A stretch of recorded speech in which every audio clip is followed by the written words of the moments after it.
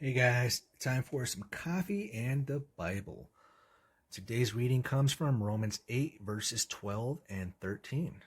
And the Bible says, "Therefore, dear brothers and sisters, you have no obligation to do what your sinful nature urges you to do. For if you live by its dictates, you will die.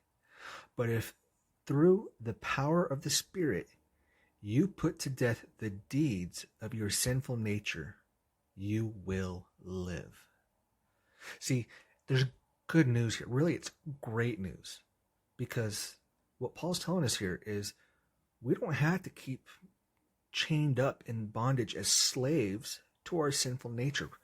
Change can happen. We can break free.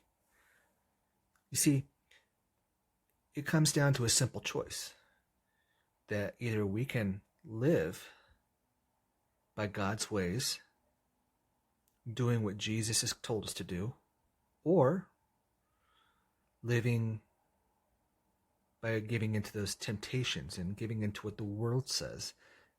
Basically, jumping onto that highway to hell. Keep in mind, though, the price of living in sin is death.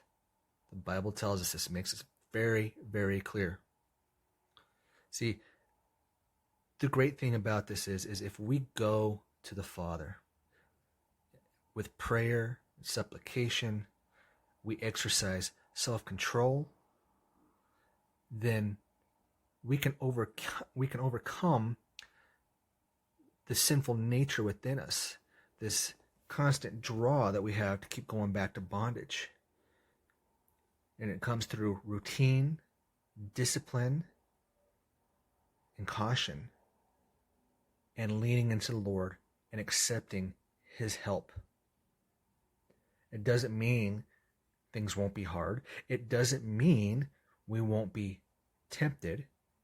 It doesn't mean it's going to be instant.